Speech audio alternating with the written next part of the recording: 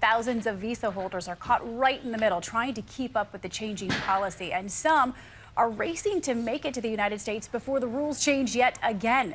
ABC's Eva Pilgrim is at JFK Airport this morning covering that part of the story for us. Good morning, Eva.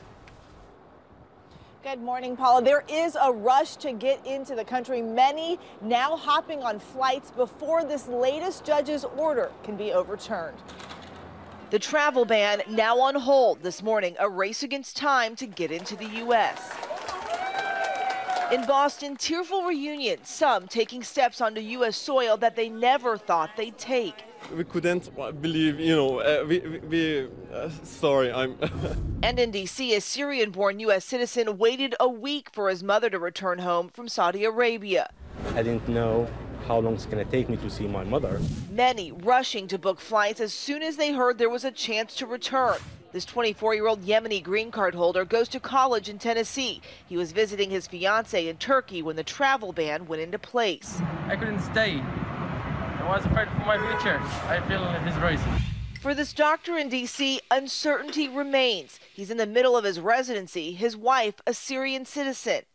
They told her while she was on the plane that her visa would be canceled, and she was like terrified.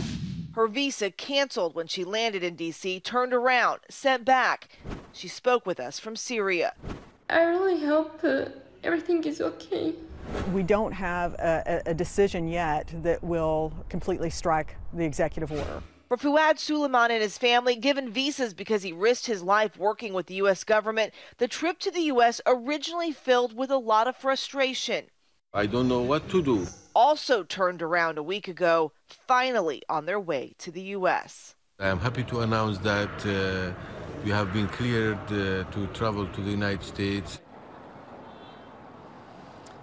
And most airlines are now operating as if this travel ban never existed, allowing anyone with a valid visa or green card to make the trip to the U.S. Guys.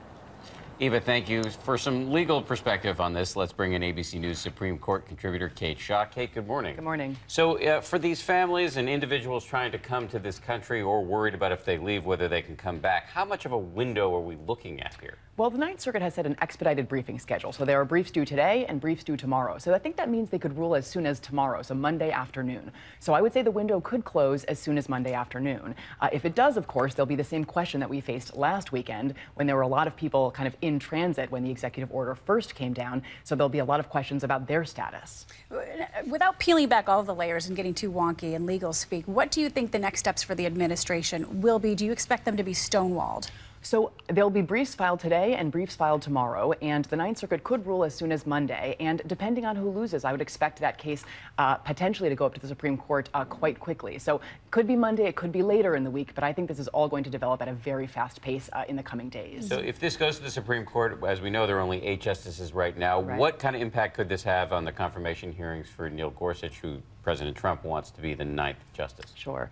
Well, it certainly drives home the stakes of who fills that 9th seat. I think that there may be a desire to expedite the confirmation hearings, which are more likely to happen in March. You could see them try to push those to February in order to potentially get him into place sooner rather than later. But certainly there'll be a lot of questions about presidential power and kind of judicial independence that I imagine will arise at those hearings. And last question for you, considering this is so back and forth right now, is there a possibility we're going to see some of those scenes play out at the airport again, those scenes that we all saw of the detainees? Do you expect that to play out again? You know, one thing that I think has been interesting, last weekend, as you remember, it was total chaos. It did not seem as though the same rules were being applied everywhere. One thing that I thought was really interesting in the vice president's interview with George was that he made quite clear that the court had the authority to rule the way it did. And we've seen the Department of Homeland Security and the State Department take steps to very quickly implement the court's order. So I don't think we're likely to see quite the kind of chaos that we saw last weekend.